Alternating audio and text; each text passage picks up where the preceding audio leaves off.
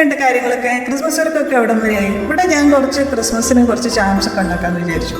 കുറച്ച് ക്രിസ്മസ് ട്രീയും ബൾബും എല്ലാം നൈസായിട്ട് അങ്ങോട്ട് കട്ട് ചെയ്തു, സ്റ്റാറൊക്കെ. പിന്നെ നമ്മുടെ മോൾഡിട്ട് എടുത്തിട്ട് നന്നായിട്ട് മിക്സ് ചെയ്തിട്ട് അത് ഒന്ന് കുറച്ച് നേരം ഉണങ്ങാൻ വെച്ചിട്ട് അതൊന്ന് കട്ട് ചെയ്തെടുത്തു ആ ഒരു ഷേപ്പിലുണ്ട്. ഭയങ്കര ഈസിയാണ് കേട്ടോ ഉണ്ടാക്കാനായിട്ട്, കാണുന്ന പാടൊന്നുമില്ല.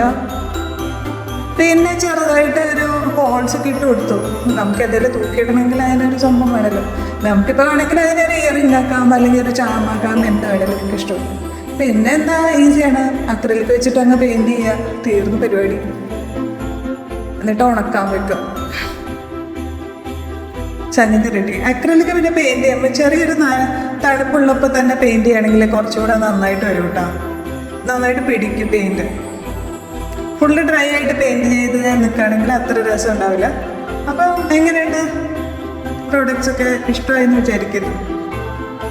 ഇവരുടെ ഫൈനൽ ലുക്ക് ഇതല്ല കേട്ടോ, കുറച്ചുകൂടെ ഞാനൊരു നൂലൊക്കെ ഇട്ടിട്ട് നമുക്ക് ക്രിസ്മസ് ട്രീയിലൊക്കെ തൂക്കട്ടെ, അതിന് വേണ്ടിയിട്ട് ഒരു നൂലൊക്കെ ഇട്ട് കൊടുത്തിട്ടുണ്ട്.